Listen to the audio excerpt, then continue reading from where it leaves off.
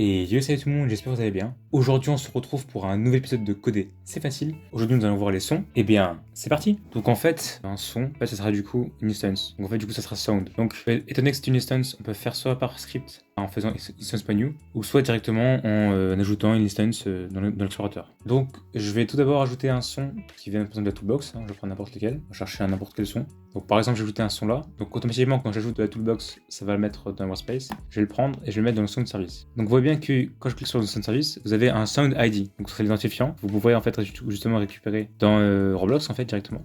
Parce que vous allez publier votre son. C'est un peu le même système que les animations. Donc il y a un identifiant des assets de Roblox justement. Donc vous pouvez tout à fait aussi ajouter vous-même vos propres sons. Donc il faudra juste que votre audio soit de type MP3 ou alors OGG. Donc dans View, fichage, ici dans l'asset manager, donc gestionnaire de tâches. Donc vous devez d'abord sauvegarder sur Roblox, juste faire save ici. Voilà, save. Donc justement dans l'asset manager, c'est ici en fait, que je pourrais ajouter plusieurs trucs. Donc vous pouvez très bien ajouter des places, des images, des meshes, packages, etc. Mais en fait, ça sera tout ce qui sera asset. Et dans audio, justement, vous pouvez importer vos propres sons. Donc ici, vous allez importer, sélectionner votre son. Donc vous allez l'ajouter et ensuite vous allez pouvoir valider. Donc il y a quand même un système d'auteur. Donc vous n'aurez pas le droit d'utiliser des chansons qui ne sont pas à vous. Donc j'ai un son ici qui est dans le son de service. Donc comme je vous ai dit, soit vous pouvez ajouter directement l'instance dans l'explorateur ou le faire par script. On va juste quand même retenir l'identifiant du sound, puis ensuite on va effacer l'instance. On va le faire par script. Donc on va ajouter un script dans service. On va commencer à créer une variable. On va faire instance.new avec musique, donc local music égale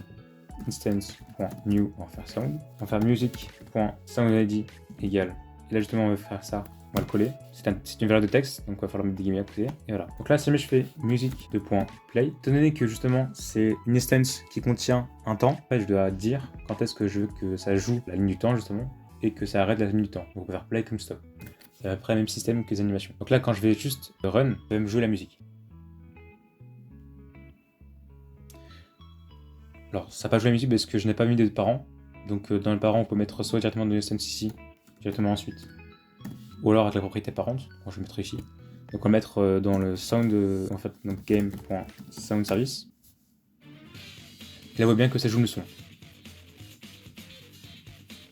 Donc il n'y aura pas de différence entre si vous mettez le son dans le sound service et vous le jouez dans le sound service ou que vous mettez dans Workspace. Mais je vous conseille quand même de laisser dans le sound service pour bien ranger vos sons justement. Là mon script est côté serveur, donc si jamais je fais jouer le son, tous les clients vont pouvoir en fait recevoir l'information du son, étant donné qu'il est côté serveur. Par contre si jamais j'aurais fait côté local, que je l'aurais fait seulement dans le joueur, et bah du coup ça sera seulement le joueur qui va avoir son son qui va se déclencher. On peut faire play, on peut faire par exemple musique, alors wait 5 secondes, et ensuite ça va arrêter la musique, de point stop.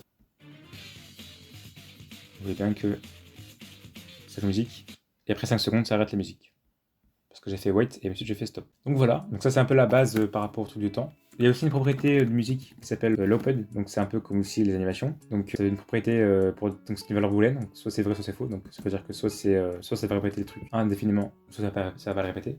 Donc voilà, il y a true ou false, donc false pour pas que ça soit répété et true pour que ça soit répété. Donc vous avez spelling, donc c'est une valeur booléenne en fait. Donc justement c'est pour savoir si jamais le son est en train de jouer ou pas. Donc ça sera plutôt avec une condition. Donc if displaying est strictement égal à true, alors donc si jamais c'est en train de jouer, alors justement on peut faire stop. Musique de point stop. Voilà, par exemple, musique. Donc on a aussi volume, donc vous pouvez aussi donner le volume, que c'est une valeur numérique. Vous pouvez aussi changer le nom. Bon, donc ça, loaded is loaded, donc ça c'est tout. Pour ça c'est pareil pour tous les instances, pour pouvoir charger vos à l'avance. Ça c'est rien à voir. Ended possède, donc là c'est lorsque c'est fini. Possède quand c'est posé.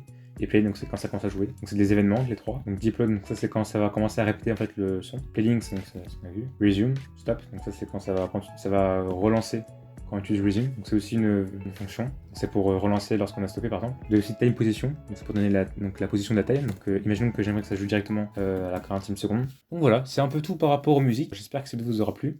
Si vous avez aimé la vidéo, n'hésitez pas à mettre un pouce bleu. Un serveur Discord est disponible, le lien est dans la description. Et je vous dis à très bientôt pour une prochaine vidéo. À la prochaine!